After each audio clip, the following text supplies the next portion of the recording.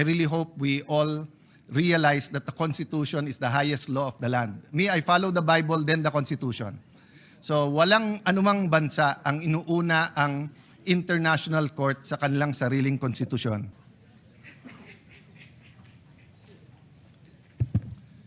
Thank you, Madam President. Dear colleagues, the book of James talks about faith, and the book of James basically tells us that faith without action is dead. So importante po ang faith, pero importante po ay kumilos tayo ayon sa ating pananampalataya. Everyone has faith. Some people have faith in money, some people have faith in relationships, some people have faith in power.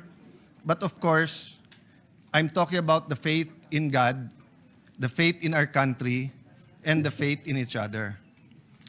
So, Madam President, this leadership change is an opportunity for the Senate to take the lead in areas where the ordinary Filipino feel neglected. Without pointing fingers or no condemnation for any other leader or any other Congress in the past, let me talk about how I feel people feel at this point in time. I do believe that despite our algorithms in our social media and despite the news, most people are not talking about politics. Yes, they're talking about whether they like President Marcos, VP Sara, or all the other contenders. Whenever there are surveys in the news, pinag-uusapan sinong pambato nila sa 2028. But I would say that these are more politicians and political junkies. Most of our people are just trying to have a comfortable life, and more than that, just trying to exist. Yung personal safety lang, makapag-aral yung anak, madala sa ospital, or may gamot man lang kung may sakit, how to make ends meet, paano siguraduhin na kung part-time yung trabaho, magkasya, pag hindi part-time yung trabaho, siguraduhin na hindi magsara yung kumpanya o yung maliit na negosyo. People are thinking about the future of the country, but the reality is we act as individuals and as families and as communities before we act as a nation. Madaming umaasa sa leadership change na to sa pagdating ng direksyon ng ating bansa. So we can keep talking about Senator Bato. And 100%, I will always owe him for risking his liberty. And after siya habuling kahapon, risking his safety and his life, risking his quality time with his family, risking the many, many things that he can do for being here today. No one can say where he'll be going in the next few days, the next few weeks. I really hope we all realize that the Constitution is the highest law of the land. Me, I follow the Bible, then the Constitution. So walang anumang bansa ang inuuna ang international court sa kanilang sariling konstitusyon. Kahit anong treaty po, sabi po sa Pangilinan versus Cayetano Supreme Court case na kapag kayong treaty o nilalaman nito o implementation nito, I'm paraphrasing, is unconstitutional, ang masusunod yung Constitution, hindi po yung batas. So putting that aside, putting aside, like everyone else, I am tempted to talk about politics or to talk about Senator Bato.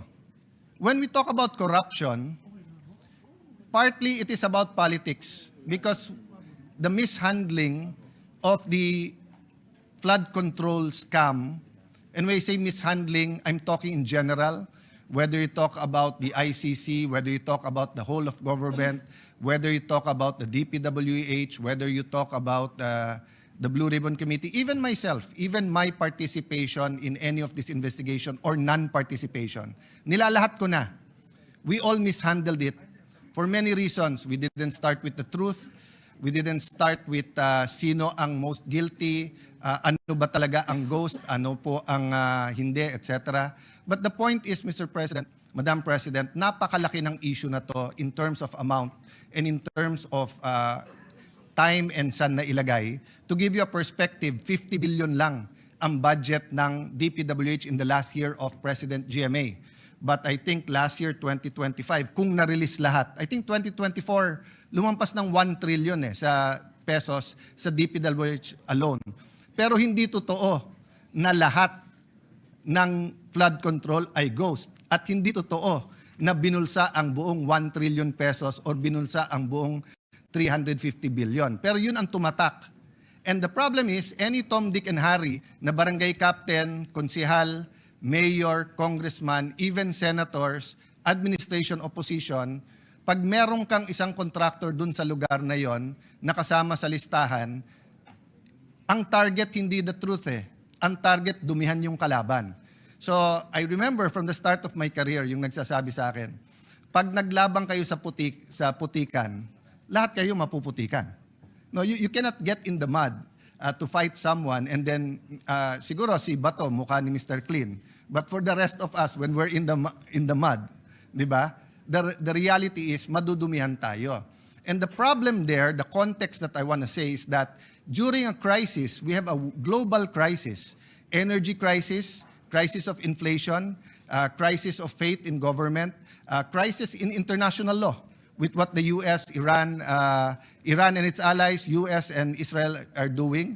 The rule of law is being debated all around the world. Even Europe, the oldest allies of the US, many of the principles is being thrown out of the window every day. So there are several crises ongoing. Kung titignan lang natin from a political lens yung corruption, sabihin natin political lang yan, partially true. Maraming gumamit ng flood control para tirahin lang yung kalaban. At the proper time siguro po, we'll go to that, but I don't want this to be a political speech.